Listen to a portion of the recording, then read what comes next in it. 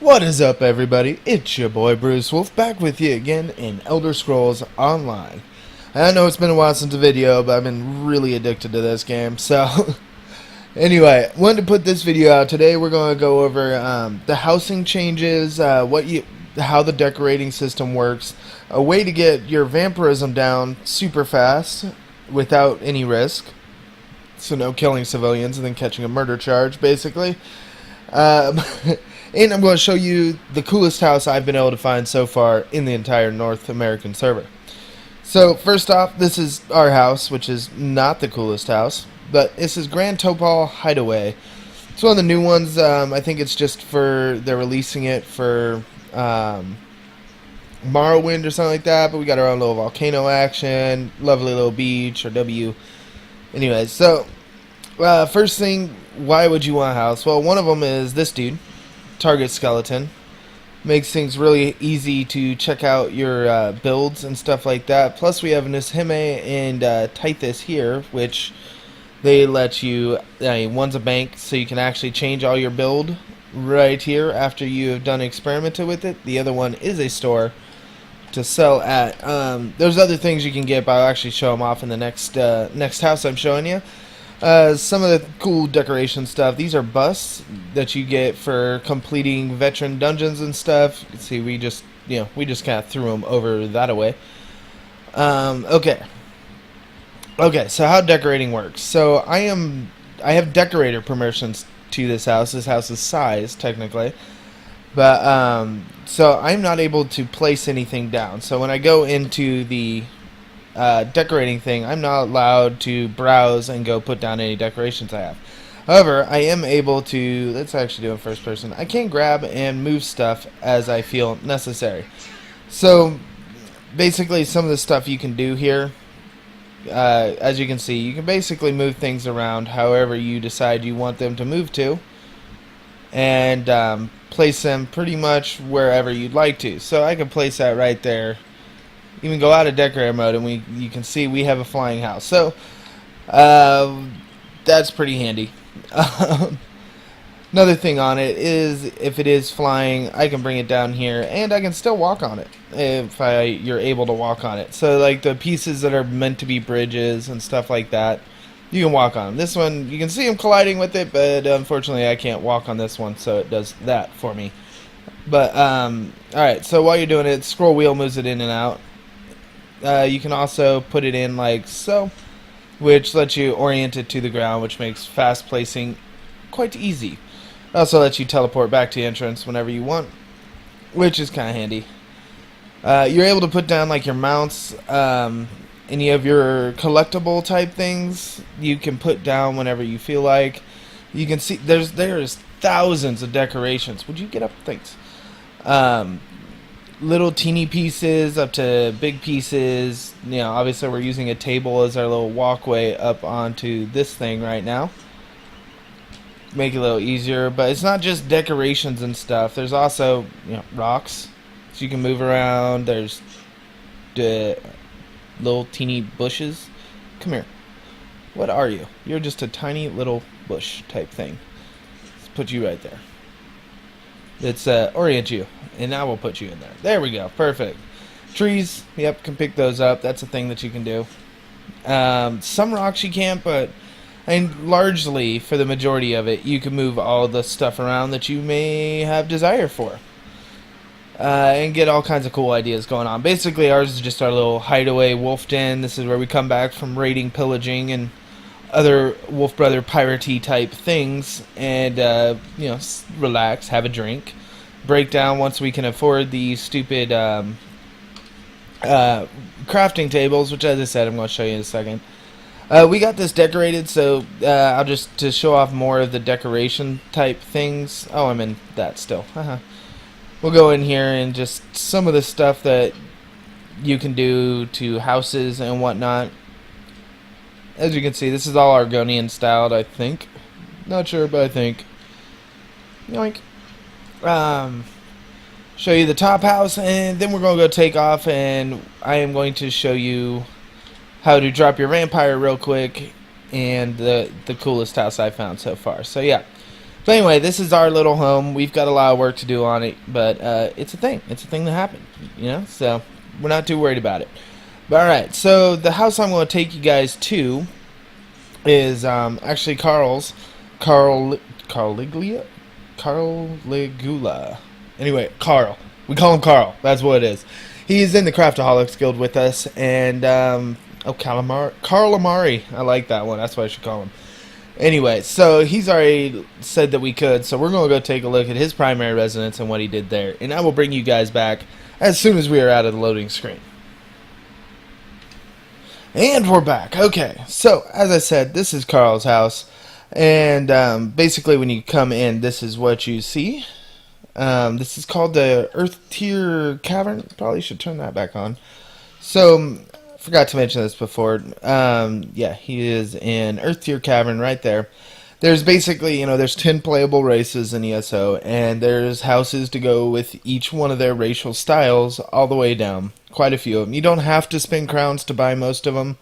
Our house, the island, you had to buy it with crowns, but anyway. Most of them you can buy with real money. To do so, you do have to get an accomplishment, and I will show you some of how that works here in a little bit. But basically, you have to complete all the missions in the zone that the house is in. So that's kind of a thing. Makes it a little bit of an accomplishment to get them, if you don't just spend crowns on them as well. But anyway, alright, so this is Carl's. As you can see, back in there is a little foreshadowing of the highlight reel part of it. But first off, I promised you guys that I would show you how to lower your vampires. So as you can see, I'm stage 4 right now. Now, there's the negatives. Health regenerates 75% slower, so my health regeneration is crap. I take 25% more damage from fires, but my vampirism abilities cost 20% less. It also lets you use Darkstalker, which increases your time to crowd, or it makes you faster when you're sneaking. It does give you some cool stuff, so it basically increases my recovery. It increases my recovery by 10% for both stamina and magicka. And it can also, blood rituals, yeah, there it is, undeath. It gives me a damage mitigation when I get really injured. So at max, that does 33% damage mitigation if while I'm below 50% health, which has saved my butt quite a few times. So all these ones are okay. These last two ones, you won't see them, and you won't get the benefit unless you're at a higher stage. But otherwise, there is so much negative to it that most of the time you don't want to really cruise around at stage 4 unless you're doing PvP and sneaking a lot. So as you can see there, it says use feed. Typically, the way you feed is sneak into a city and bite some hapless citizen and then have the guards after you and cause all kinds of bad times.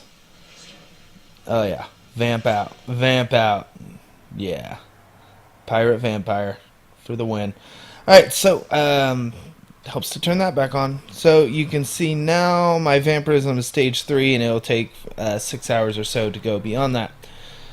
So all I have to do now that we're out of combat is sneak again, go hidden, and for some reason you can't do it from behind these guys. I don't know why, but when you're in front of them, which is odd, you can totally feed on them again.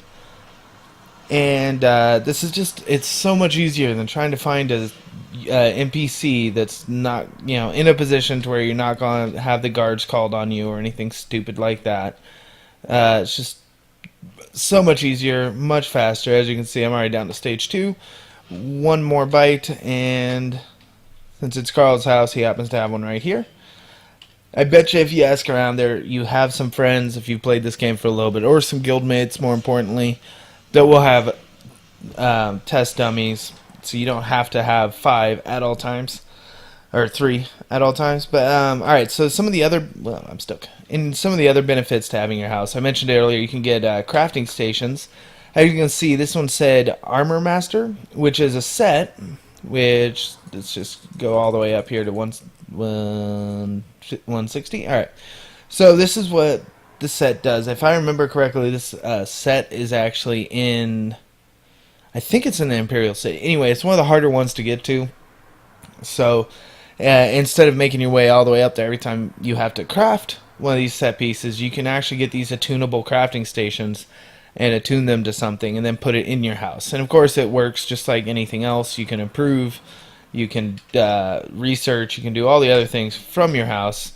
You can have a dye station, so if you wanted to dye stuff, you totally could. There's my armor. You weren't supposed to see all the sneaky armor, but yes, this is me normally. Haha.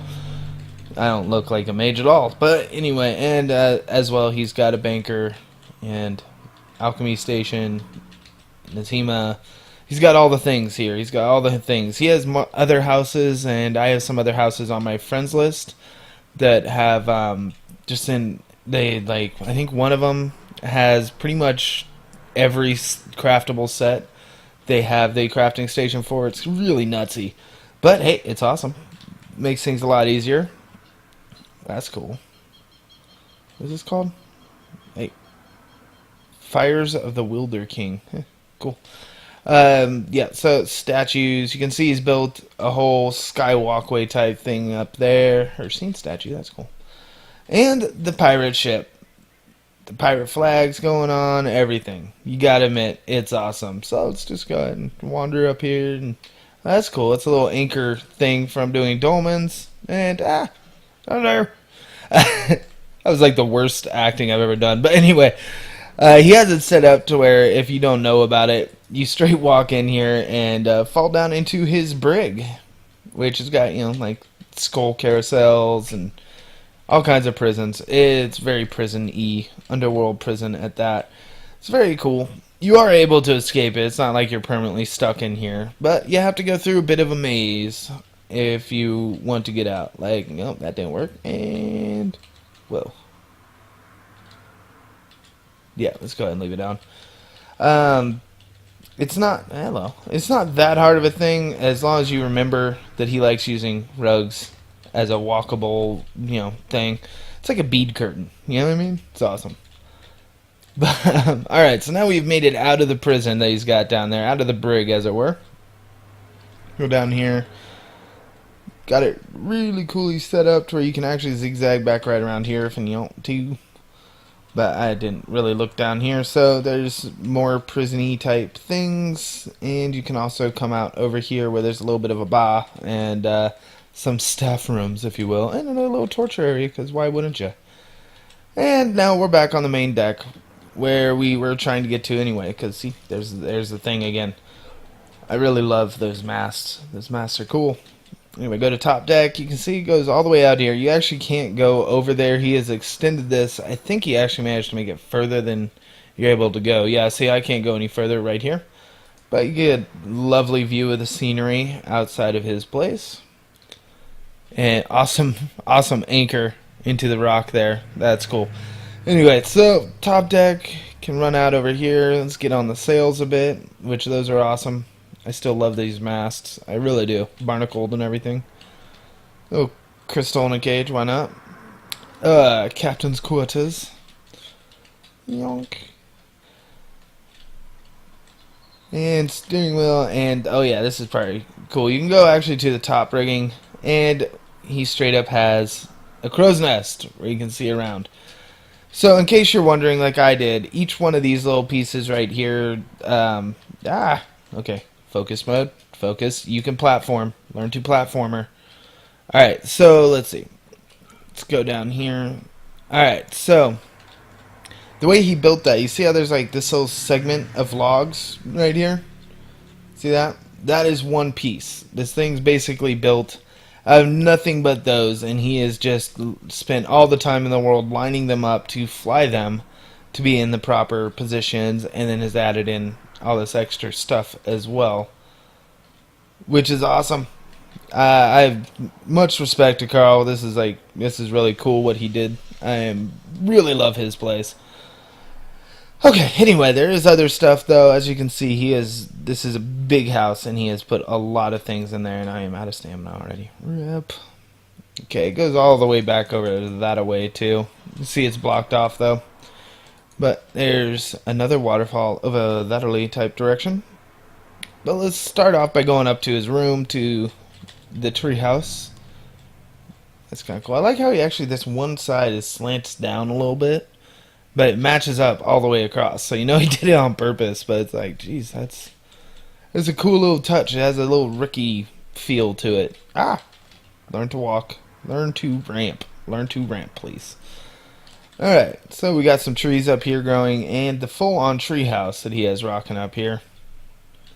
And you can see you can come out here for a better view of all the things and actually walk the plank off of this, which is kind of cool. You can go over here. You can. Well, actually, we'll go from this side, I think. Yeah, this might kill me. Yep, it did. 1 second. Okay. Yeah. I'm a ghost. That was dumb. Look how close I was, though. I almost made it. I was almost perfect, but then I wasn't. So that's the thing that happened. Don't build your walkways too high, or you may kill yourself trying to get to them. Lesson learned. Oh, am I on the wrong side? I am on the wrong side. Figures. That's why I fell to my death, because I'm dumb. Alright. I'm lost. I'm on the wrong side of his house. There's two. This place is too big. I can't navigate it. I was actually standing right next to the thing. Yeah, there it is. Anyway, none of that just happened. I'll just edit that out. I'll edit that out. You guys won't even see that. So, on with the tour. If you come right down this way. See, he did more of this flying, built him into the walls. Very Conan Exiles feel to it for me. I don't know why, but it just feels like it, the way it's built into the walls and all that. It's some cool shiznyek. But, lovely view of the waterfalls over here. And, which I think he wanted to do more stuff over here, but there is a limit on how many items can go in these houses, and on these big ones, I think it's like 700 or something.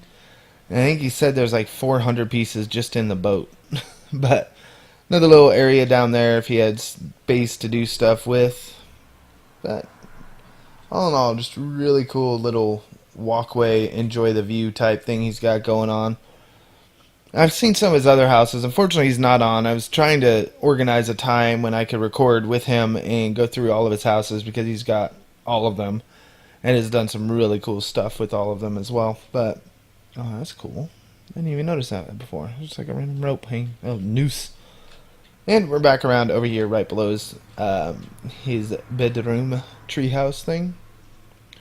Alright, guys. So, that's going to do it for this one. I just wanted to show everybody the trick for vampirism and how to go from stage 4 to stage 1 super fast and without any cops trying to bug you. So that's how to do that. You only have to feed once every 6 hours or so to keep it down, or once every 12 hours. Anyway, something like that. So it's not that hard to maintain to keep yourself down. It's not that big of a thing. Makes Vampire completely worthwhile again.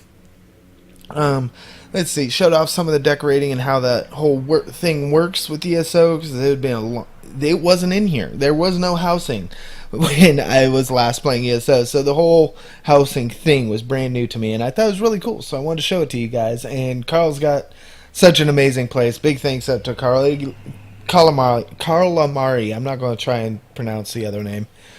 My current favorite Kiwi, and anyway, if he watches this, but this is his lovely home, and yeah, so that was it. I do apologize that the videos have been slow, guys, and I keep meaning to stream on the weekends, but with allergies and sick and just stuff happening, I haven't been able to do it. But I do want to set up a regular streaming schedule on Twitch, so that will happen. So make sure you pop over to Twitch. Link will be in the description, and shoot me a follow.